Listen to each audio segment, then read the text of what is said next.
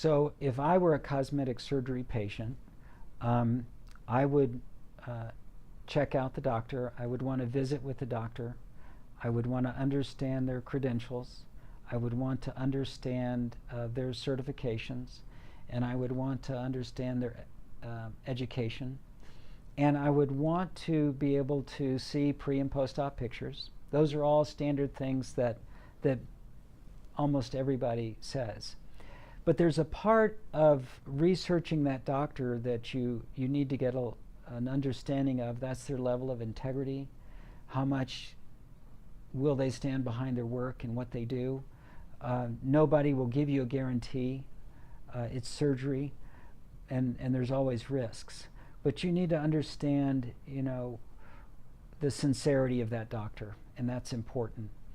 You need to be able to relate with that doctor in a personal level and not feel dominated, but interactive, because you're both coming up with the decision in a cosmetic case of what's to be done, and you need to understand how that surgeon's going to relate to you in that level of communication. The other factor to consider in selecting a cosmetic surgeon is their staff. A staff is very important in conveying to the patient the directions of the doctor and conveying from the patient to the doctor the patient's needs. So there's a part where a staff is a connecting factor in the care.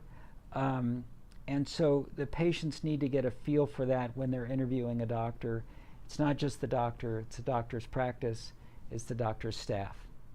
Probably the next level of investigation that the patient should carry out is, where's the surgery going to be done?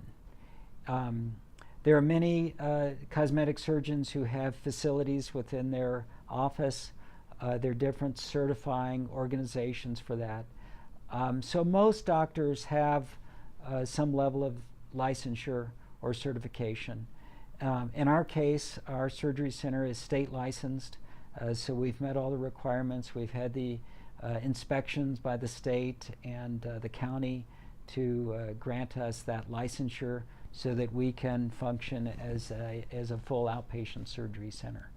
So those are questions that the patient needs to ask as well.